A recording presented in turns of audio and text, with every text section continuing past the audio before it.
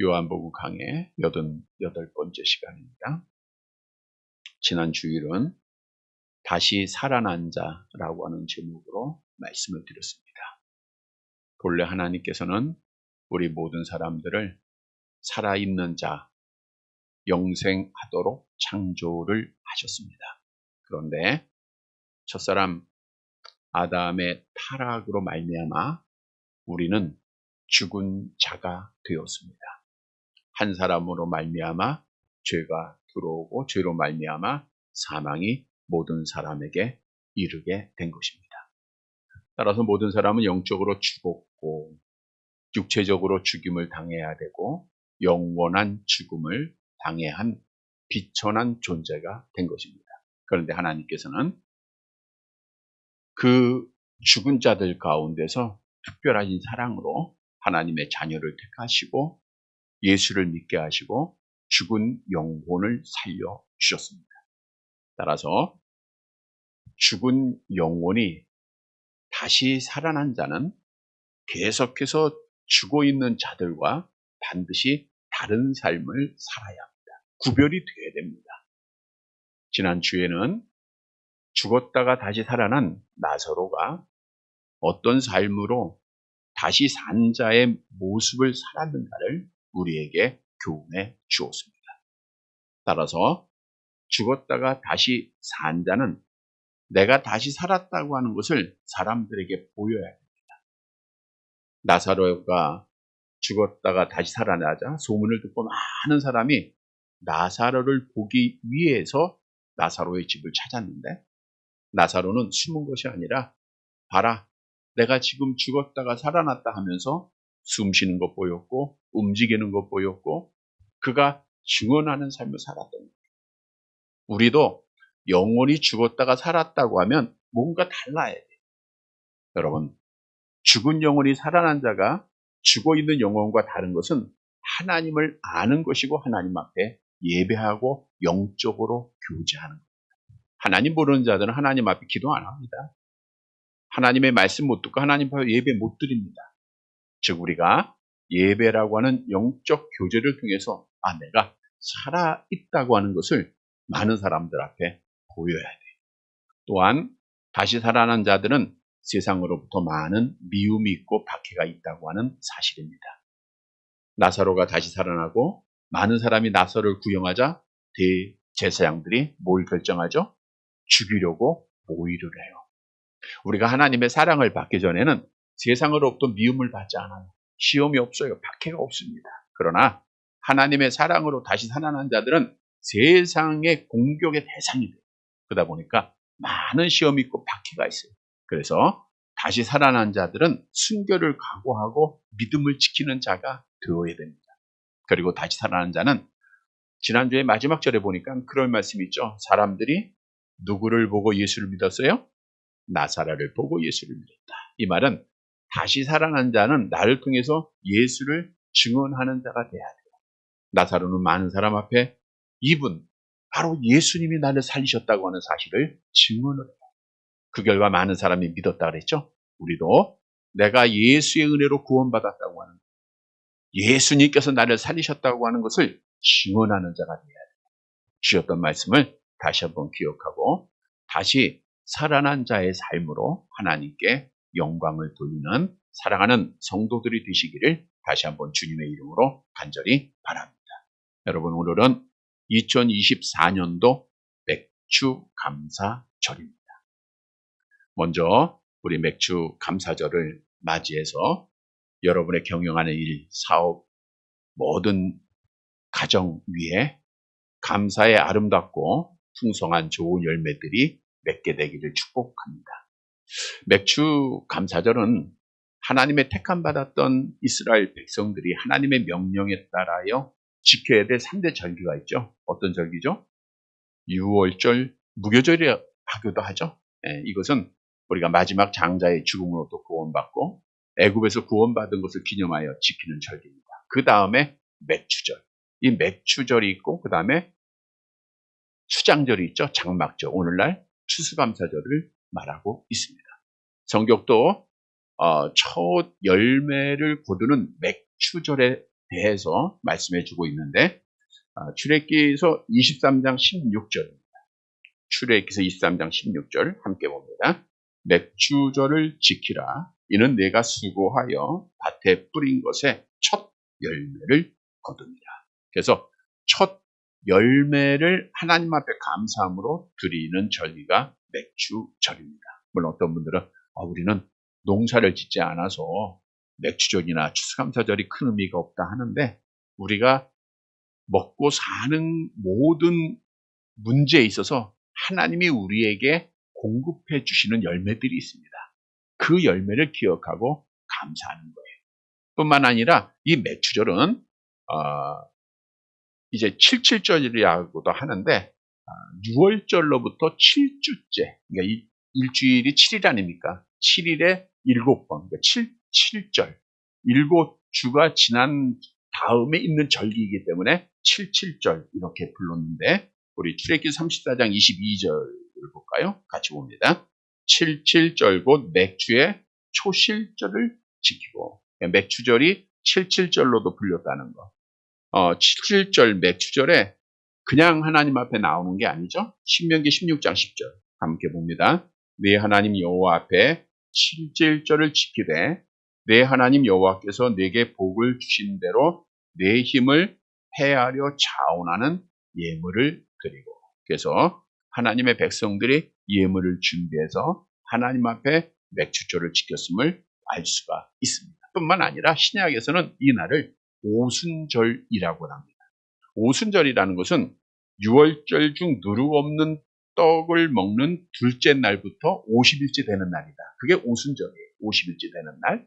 자, 그런데 이 오순절에는 신약 교회에 놀라운 사건이 하나 있었죠. 우리 사도행전 2장 1절 2절 함께 봅니다. 오순절 날이 이름에 그들이 다 같이 한 곳에 모였더니 후련히 하늘로부터 급하고 강한 바람 소리가 있어 그들이 앉은 온 집에 가득하여. 오순절 날 예수님의 약속을 믿고 다락방에 모여서 기도하던 자들에게 뭐가 임해요? 성령이 임하고. 그게 첫 성령이 임하고. 물론 이제 성령은 처음부터 영원전부터 살아계신 분이기에 구약에도 선지자들에게 임했고요. 예수님 위에도 임했지만 공식적으로 임한 것이 사도행전 2장 오순절의 사건입니다. 왜 임하셨는가? 하나님의 교회를 세우기 위해서. 그래서 성령을 받은 자들이 주님의 명령에 따라 나가서 복음을 증거하고 처음으로 교회라는 게 예루살렘의 시작이 되고 그 역사로 오늘 우리에게까지 이르게 되죠. 그래서 오순절이라고 하는 것은 하나님께서 교회를 세워주신 귀한 날임을 또한 우리에게 교훈해 주고 있습니다. 그래서 맥주절하면 의미가 많습니다. 내가 이 땅을 살아가는 동안 하나님이 나에게 준 첫 열매도 감사해야 되겠죠. 또 하나님께서 우리에게 교회를 세워주셔서 정말 하나님을 알고 하나님 앞에 예배드릴 수 있다는 것, 얼마나 놀라운 은혜입니까? 이 은혜를 기억하고 감사하라는 거예요. 여러분, 성도의 삶은 하나님 아버지의 뜻대로 살아야 돼요.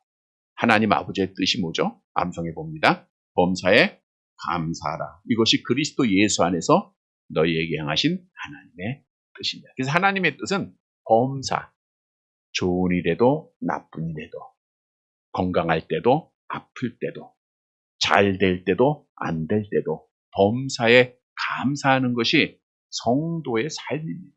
그런데 악한 마귀는 계속해서 우리의 감사를 빼앗아 갑니다. 사실 감사해야 된다는 거 다 알아요. 근데 나도 모르게 원망이 나오고 불평이 나와요. 때때로 우리가 기도를 열심히 했는데 안 돼요. 누구 뜻대로 안 되는 거예요? 내 뜻대로 안 돼. 그러면 원망이 나와요. 아프면 원망이 나옵니다. 하나님 앞에 얼마나 헌신했는데 왜 하나님이 나에게 이런 아픔, 이런 병을 주십니까? 누구라도 원망할 수 있어요. 슬픈 일을 당할 때 원망할 수 있고요. 내 생각대로 안 될 때, 내가 어떤 기준을 만들어 놨는데 거기에 합당하지 않으면 누구라도 원망을 합니다. 그런데 중요한 사실은 이 원망은 하나님이 주는 걸까요? 악한 영이 주는 걸까요? 악한 영이 주는 거예요. 왜? 원망을 하게 되면, 불평을 하게 되면 결국은 멸망을 받게 되기 때문이다 라고 성경은 증언하고 있어요. 다시 말하면 악한 영은 우리의 감사를 빼앗아 가는 것으로 그치지 않고 원망하게 해서 우리를 멸망의 길로 인도합니다. 얼마나 성경에 많은 사람이 원망 불평하다가 하나님 앞에 심판받았습니까? 이런 성도가 돼서는 안 돼요.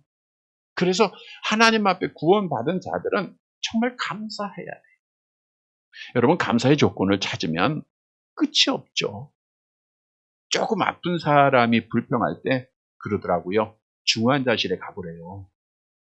그러면 감사가 절로 나온답니다. 막 산소호흡기 끼고 그 고통 속에 있는 사람들을 바라보면 발 하나 부러지고 다리 하나 부러진 것이 얼마나 감사한 일입니까? 더 나아가 우리가 살아있다는 게 얼마나 감사한 일일까요?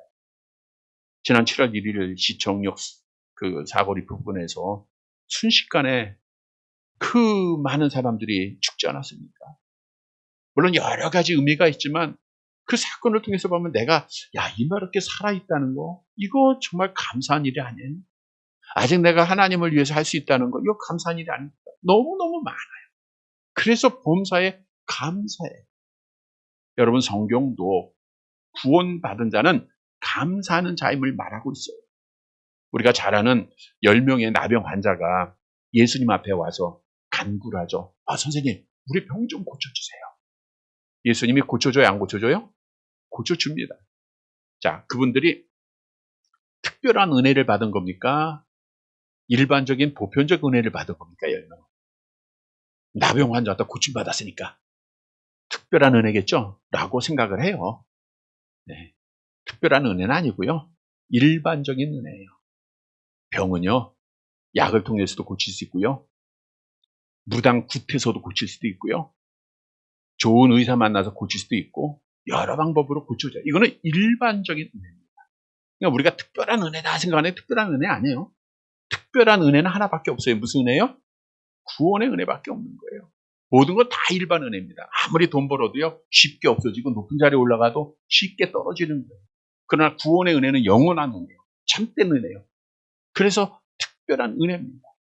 근데 이 10명의 나병 환자들이 고침받고 너무 좋죠. 이제 우리가 성 밖에 가정으로부터 버림받고 살다가 이제 성 안에 가족들 만나고 친구들 만나고 함께 생활할 수 있으니까 얼마나 좋아하겠어요.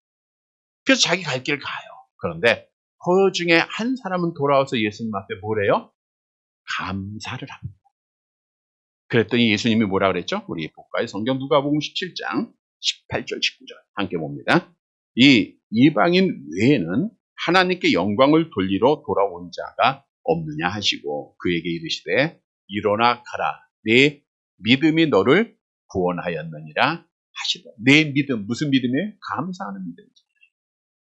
감사하는 자가 구원받는 자예요.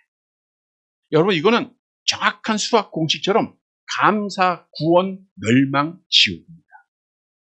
감사하면 천국, 원망하면 지옥이에요. 여러분, 감사해야 돼요? 원망해야 돼요? 늘 감사하시기를 바랍니다.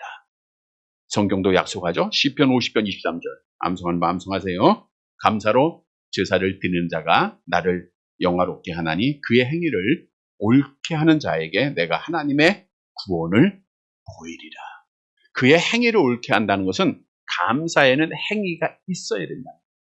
물론 우리가 말로 감사할 수 있죠. 없어서 못할 수 있죠.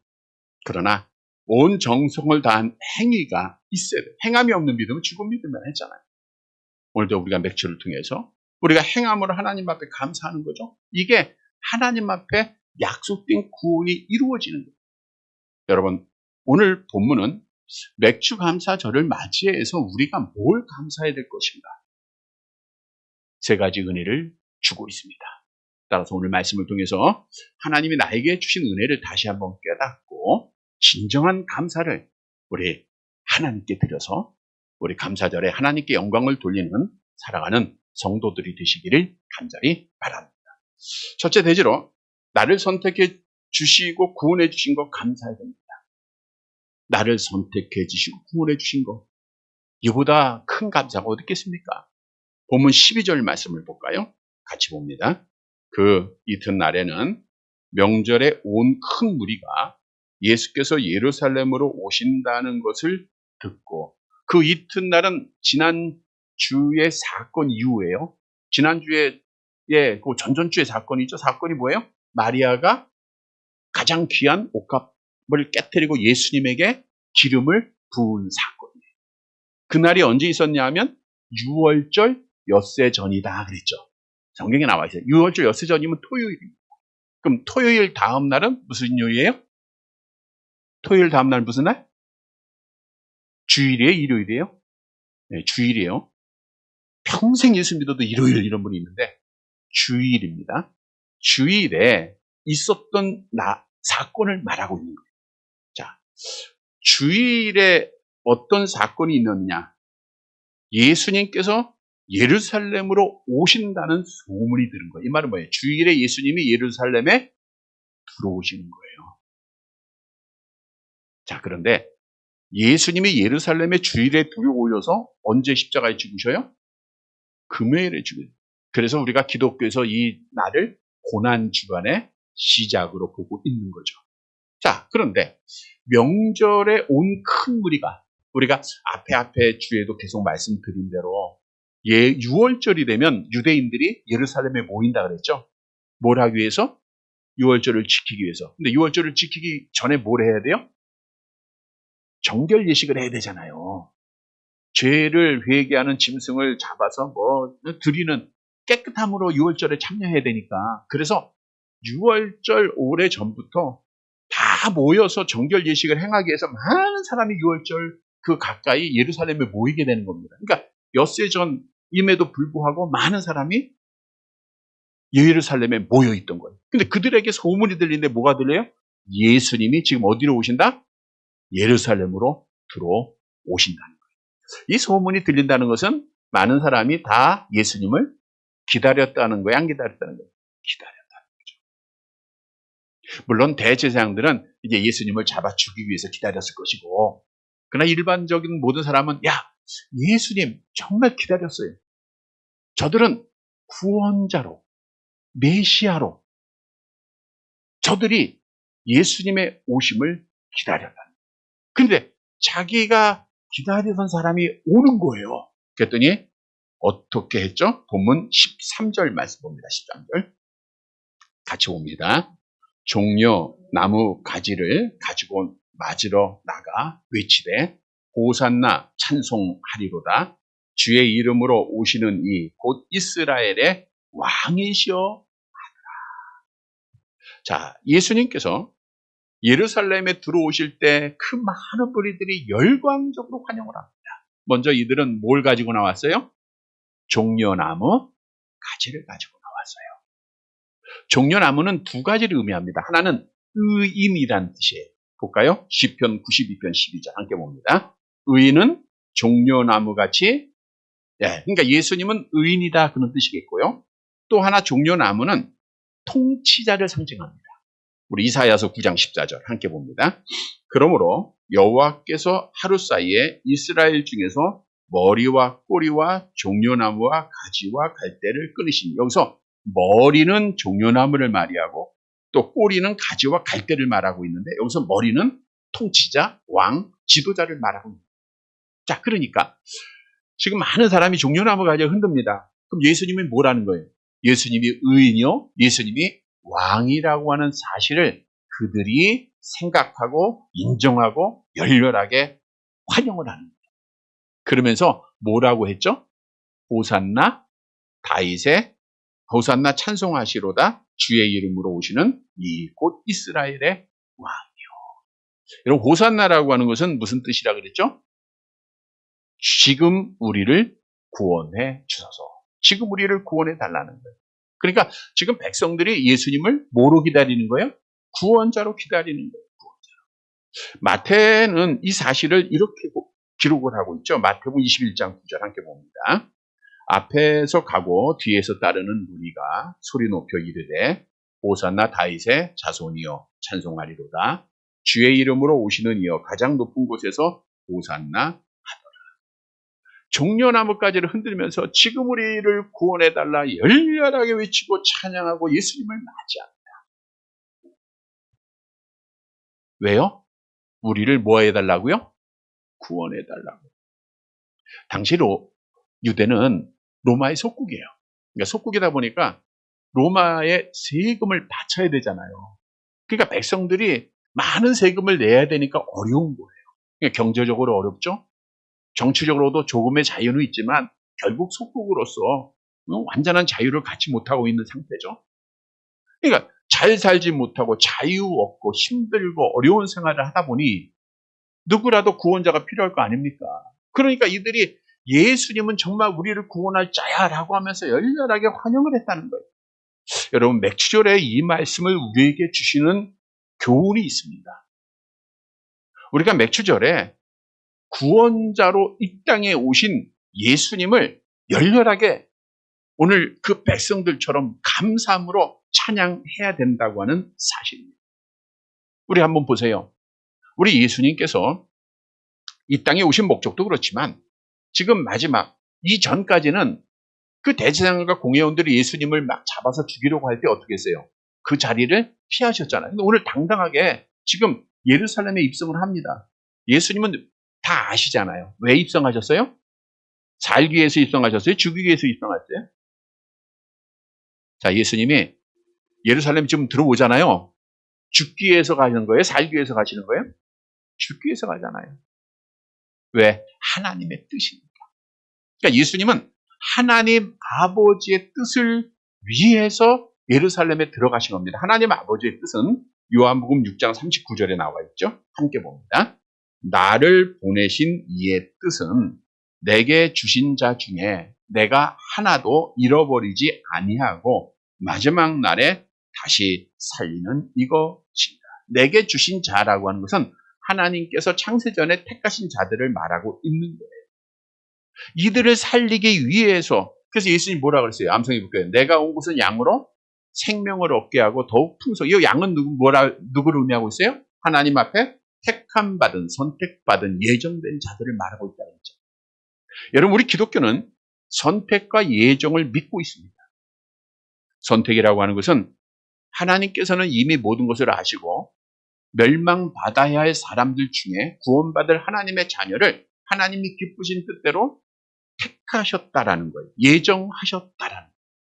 우리가 아는 대로 모든 사람은 이미 지난주에 말씀드린 아담 안에서 다 죽은 자. 어둠에 속했다가 어둠의 일을 행하다가 영원한 어둠에서 지옥에서 고통받아야 될 것. 이거 당연한 길입니다. 근데 우리 하나님은 거룩하시고 의로우시고 선하신 분입니다. 우리 인간을 죄의 비참한 자리에 그대로 두시고 지옥 가게 할 수도 있었지만 우리 하나님은 어느 누구에게서도 책임을 가진 분은 아니세요. 그런데 하나님이 기쁘신 뜻대로 어떤 사람은 구원하시기로 택하셨다는 거예요. 그러니까 하나님 앞에 택함을 받지 못한 자들은 자동적으로 유기된 거죠. 버려진 거죠.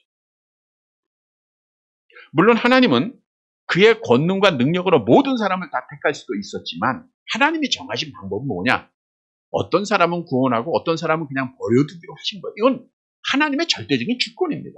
그래서 어떤 사람은 하나님을 향해서 불평하기도 하고 원망하기도 하고 하나님에 대해서 공평하지 않다 하기도 하는데 분명한 한 가지 사실을 우리가 알아야 돼요. 만약 하나님이 이 멸망받아야 할 사람들 중에서 어떤 사람이라도 택하지 않았다고 하면 주권적인 결정을 내리지 않았다고 하면 이 땅에 있는 모든 사람은 다 어디 가야 돼요? 지옥 가야 되는 거예요. 다시 말하면 우리가 지옥 가는 건 당연한 겁니다. 왜? 죄인인 게. 그러니까 택함 받았다는 것은 놀라운 은혜예요. 여러분 성경도 하나님이 예정했다. 하나님의 택하신 자가 구원받는다. 수없이 우리에게 증언하고 있는데 우리 잘 아는 말씀 로마서 8장 30절 함께 봅니다. 또 미리 정하신 그들을 또한 부르시고 부르신 그들을 또한 의롭다 하시고 의롭다 하신 그들을 또한 영화롭게 하신 미리 정하신 택하신 자들을 말하고 있는 거예요. 디모데후서 2장 10절에도 내가 택함 받은 자들을 위하여 모든 것을 참았다라고 말해요. 그러니까 하나님 앞에 택함 받은 자는 것은 어떤 일이에요? 시편 33편 12절 함께 봅니다. 여호와를 자기 하나님으로 삼은 나라 곧 하나님의 기업으로 선택된 백성은 뭐가 있어요? 복이 있는 거예요. 선택받은 것은 복이에요. 받지 못한 건 저주다 그 뜻이죠. 자, 그러면 하나님의 선택을 받았음을 어떻게 알 수 있는가? 어떻게 알 수 있어요? 여러분 선택 받았어요? 안 받았어요? 어떻게 증언하죠? 내가 누구를 믿고 있어요? 예수를 믿고 있는 거예요. 내가 예수를 그리스도로 하나님으로 믿고 있으면 나는 이미 하나님 앞에 선택받은 자인 줄 믿으시기를 바랍니다. 성경이 증언하고 있는 거예요. 믿는 자, 택한 자는 믿는다라고 성경은 분명히 증언하고 있어요. 자, 그런데 중요한 사실은 하나님께서 우리를 택하시고 우리를 구원하시기 위하여 희생하신 분이 있다는 거예요. 그분이 누구예요? 예수님. 오늘 예수님이 예루살렘 성에 입성하신 목적은 죽기 위해서예요. 뭐 때문에 죽어요? 내 죄 때문에. 그러니까 택하신 자들의 죄를 속량하시기 위해서 지금 예루살렘에 입성하시는 거예요. 에베소 1장 7절 함께 봅니다. 우리는 그리스도 안에서 그의 은혜의 풍성함을 따라 그의 피로 말미암아 속량 곧 죄사함을 받았느니라. 그러니까 우리의 죄를 속량하기 위하여 예수님이 지금 어디에 가시는 거예요? 예루살렘에 입성하신 겁니다. 그래서 우리가 구원받은 것은 그의 보배로운 피로 된 것이에요.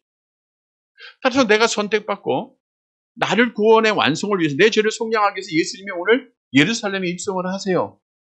여러분 우리 맥주 감사를 이 아침에 이 말씀을 주신 것은 정말 하나님이 창세전에 특별한 사랑으로 내가 너를 택했다는 것. 그 약속을 지키기 위하여 예수님을 예루살렘에 입성하여 죽게 하셨고 피 흘리게 하셨다는 것. 그 은혜로 나를 구원하셨다는 것. 이거 깨닫고 감사하라는 거예요.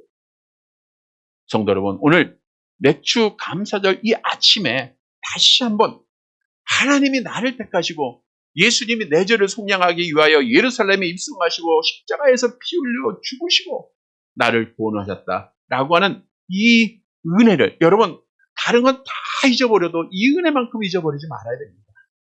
세상이 다 변해도 이 진리만큼은 변하지 않아야 돼요. 이 은혜를 깨닫고 오늘 하나님 앞에 진정한 감사를 드리는 사랑하는 성도들이 되시기를 간절히 바랍니다. 두 번째 감사할 것은 예언대로 천국에 가게 할 것을 감사해야 됩니다. 그러니까 천국에 가게 할 것을 믿고 감사해야 되는데 우리 14절 말씀 보도록 할게요. 같이 봅니다. 예수는 한 어린 나귀를 보고 다시니. 그러니까 이 요한복음만 보면 예수님이 어린 나귀를 보시고 우연히 타셨다 이렇게 생각이 되는데 마태복음에서는 좀 더 구체적으로 이렇게 설명을 하고 있어요. 함께 볼게요. 21장 2절 3절 이르시되 너희는 맞은편 마을로 가라. 그리하면 곧 메인 나귀와 나귀 새끼가 함께 있는 것을 보리니 풀어 내게로 끌고 오라. 만일 누가 무슨 말을 하거든 주가 쓰시겠다 하라. 그리하면 즉시 보내리라 하시니. 나귀는 우연히 나타난 것이 아니라 이미 준비된 거예요. 누가 준비하셨어요? 하나님이 준비를 하신 거예요. 그래서 예수님이 나귀 새끼를 타고 입성을 하시는데 왜 나귀를 타셨을까? 본문 15절 봅니다. 이는 기록된 바 시온 따라 두려워하지 말라. 보라 너희 왕이 나귀 새끼를 타고 오시한다 한가 같더라. 기록된 바 어디에 기록해요? 구약 성경에 기록이 되어 있는 거예요. 스가랴서 9장 9절 같이 봅니다. 시온에 따라 크게 기뻐할지어다. 예루살렘에 따라 즐거이 부를지어다. 보라 내 왕이 내게 임하시니 그는 공의로우시며 구원을 베푸시며 겸손하여서 나귀를 타시나니 나귀의 작은 것 곧 나귀 새끼니라. 여러분 스가랴 선지자는 주전 550년에 분명히 메시아가 나귀 새끼를 타고 예루살렘 성에 입성할 것을 구약 말씀을 통해서 예언을 하셨어요. 그런데 550년이 지나서 그 예언대로 그대로 우리 예수님은 나귀 새끼를 타고 예루살렘에 입성을 하셨습니다. 성경이 이루어진 거죠. 예언이 이루어진 거죠.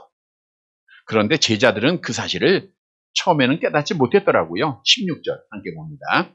제자들은 처음에 이 일을 깨닫지 못하였다가 예수께서 영광을 얻으신 후에야 이것이 예수께 대하여 기록된 것인가 사람들이 예수께 이같이 한 것임이 생각났다. 처음에는 그냥 우연인 줄 알았겠죠. 나중에 예수께서 영광을 얻으신 후라는 것은 죽음에서 부활하시고 승천하신 후를 말하고 있는 거예요. 그 후에야 야 이거 구약 말씀에 예언됐던 말씀 아니야? 라고 깨닫게 하고 생각나고 하나님께 영광을 돌렸다는 거예요. 자, 이 말씀 뭘 의미하느냐? 우리가 맥주절에 하나님이 주시는 은혜예요. 성경 말씀이 이루어졌다고 하는 사실을 깨닫고 감사하라는 거예요. 성경은 예언의 말씀입니다. 근데 그 예언은 그대로 이루어졌어요. 창세기 3장 15절부터 예언된 그 모든 말씀들 하나하나 100% 완전하게 다 이루어졌습니다. 우리가 예를 들어보면 미가서 5장 2절에 미가 선지자가 예수님이 오시기 700년 전에 예수님이 어디에 출생한다 그랬어요? 베들레헴에 메시아가 온다 그랬어요. 근데 700년 후에 예수님이 어디에서 출생했어요? 어디에서 출생했어요? 베들레헴에서. 어떤 사람 나사렛은 진짜 잘하신 곳이고 베들레헴입니다. 베들레헴에 출생을 하셔요. 예언이 그대로 이루어진 겁니다. 이사야 선지자가 예언한 고난 그대로 다 받으셨고요. 정말 성경은요.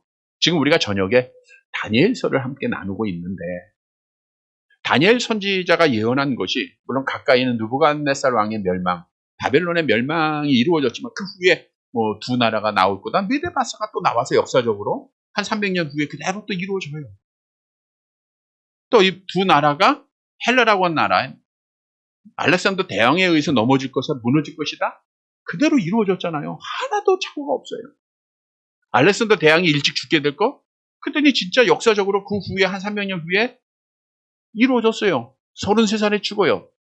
그 아들이 왕위를 이어받지 못할 거, 두 아들이 그 두 아들을 죽여서 알렉산더 대왕의 자식들이 왕위를 이어받지 못했어요. 나라가 네 나라로 나눌 것? 이 예언이 그대로 이루어져요.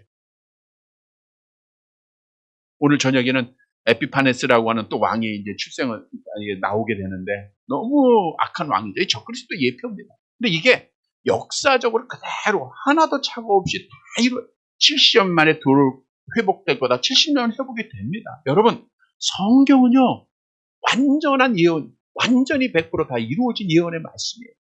얼마나 놀랐습니까? 그런데 아직 이루어지지 않은 게 있죠. 뭐가 이루어지지 않았죠? 암송해 봅시다. 내가 너희를 위하여 거처를 예비하러 가노니 가서 너희를 위하여 거처를 예비하면 내가 다시 와서 너희를 내게로 용접하여 나 있는 곳에 너희도 있게. 이거 하나님의 약속이에요. 이루어져야 안 이루어져요? 이루어진다는 거예요. 하나님이 약속하고 계시기에 지금까지 이루어진 성경 말씀을 보면서 우리는 새하늘과 새 땅을 바라보는 겁니다. 여러분, 왜 말씀을 통해서 우리에게 이러한 약속을 주시냐? 하나님 앞에 감사하고 하나님 앞에 영광 돌리라는 거예요. 오늘 성도 여러분, 맥주절을 맞이해서 예수님이 나귀 새끼를 타신 건 그냥 우연히 한 거 아닙니다. 하나님 아버지의 예언을 이루시기 위해서. 하나님은 예언을 이루시는 분이에요. 나에게 하나님의 나라를 상속받게 할 예언을 반드시 이루실 분입니다. 따라서 하나님의 나라를 상속받게 할 그 예언이 이루어짐을 믿고 하나님 앞에 감사를 실천하는 사랑하는 성도들이 되시기를 간절히 바랍니다. 세 번째 마지막 페이지로 말씀으로 예수님을 믿게 하신 것 감사해야 돼요. 자, 본문 17절, 시간이 많이 가서 빨리 갈게요. 17절 같이 봅니다. 나사로를 무덤에서 불러내어 죽은 자 가운데서 살리실 때에 함께 있던 무리가 증언한지라. 자, 나사로가 죽음에서 살아날 때 많은 사람이 봤다 그랬죠. 그 사람들이 예루살렘에 와서 증언하는 거예요. 예수가 나사로 살린 거 나 봤어. 그랬더니 많은 사람이 다 믿을 거 아니에요. 그러니까 믿는 모든 사람이 누구를 기다렸던 거예요? 예수님을 기다렸고 예수님을 열렬히 활용한 거예요. 그래서 18절에 같이 봅니다. 이에 무리가 예수를 맞으면 이 표적을 행하심을 들었습니다. 그러니까 예수님이 예루살렘에 오실 때 열광적으로 환영했던 이유가 여기 있었던 거예요. 그랬더니 그 모습을 보고 바리새인들이 어떻게 했죠? 19절 같이 볼게요. 바리새인들이 서로 말하되 볼지어다. 너희 하는 일이 쓸데없다 보라. 온 세상이 그를 따르는도다. 여기서 바리새인들이 하는 일이 뭐예요? 예수를 죽이는 일. 근데 쓸데없어. 야, 이제 안 돼. 왜? 모든 사람이 다 예수를 자기를 제외하고 다 따르니까 예수를 죽일 수 없다 그 뜻이겠죠. 자, 근데 여기서 중요한 것은 예수님이 죽은 자를 살리시는 표적을 보고 예수를 믿고 열렬히 환영했던 그 사람들이 4일 후에 뭐라고 얘기하죠? 마태복음 27장 23절 함께 봅니다. 빌라도가 이르되 어찌 미냐 무슨 악한 일을 하였느냐. 그들이 더욱 소리질러 이르되 십자가에 못 박아야 하겠나이다. 예수님을 호산나 하고 찬양했던 자들이 예수를 십자가에 못 박으소서라고 부르짖게 된 거예요. 자, 이들이 가졌던 예수님에 대한 믿음은 뭘 보고 믿은 거예요? 뭘 봤어요? 표적을. 그래서 예수님도 표적을 보고 믿는 것은 악하다, 잘못됐다, 불완전하다 많이 말씀하셨어요. 자, 그런데 여러분, 우리는 표적 보고 믿었어요? 뭘 보고 믿었어요? 말씀 보고 믿었잖아요. 예수님께서 도마에게 모한 자가 복이 있다 그랬어요? 너는 나를 본고로 믿느냐? 보지 못하고 믿는 자는 뭐가 있어요? 여러분, 우리는 못 봤어요. 예수님 못 봤고요. 나사로 죽었다 살아나는 거 못 봤어요. 근데 우리는 뭘 통해서? 말씀을 통해서 믿으니까 우리가 뭐 받은 자예요? 복 받은 자죠. 그러니까 그 복을 기억하고 하나님의 은혜에 감사하는 자가 되어야 됩니다. 말씀을 정리해 드립니다. 맥주감사절. 하나님의 은혜를 기억하고 깨닫고 감사하는 날입니다. 오늘 말씀을 통해서 주신 내용에 보면 우리가 정말 뭘 감사해야 될 것인가? 우리 예수님이 예루살렘 성에 들어오신 것은 죽기 위해서예요. 누구를 위해 죽어요? 나를 위해서. 그러니까 내가 하나님 앞에 택함받고 나의 죄를 대속하시고 구원하신 그 은혜를 기억해요. 또한 예수님은 예언을 이루시기 위해서 나귀 새끼를 타셨어요. 이 말씀은 앞으로 우리를 천국 가게 할 예언을 이루게 하실 거예요. 그 예언을 믿고 우리가 또 감사해야 돼요. 또한 당시의 유대인들은 표적을 보고 믿다가 믿음을 지키지 못했지만 우리는 말씀을 통해서 예수를 믿은 거예요. 이건 큰 은혜입니다. 성경을 믿게 한 거 우리 감사해야 될 겁니다. 사랑하는 성도 여러분, 오늘 맥주절을 맞이해서 하나님이 나에게 베풀어 주신 은혜를 다시 한번 깨닫고 감사함으로 우리 하나님께 영광을 돌리는 사랑하는 성도들이 되시기를 주님의 이름으로 간절히 바랍니다.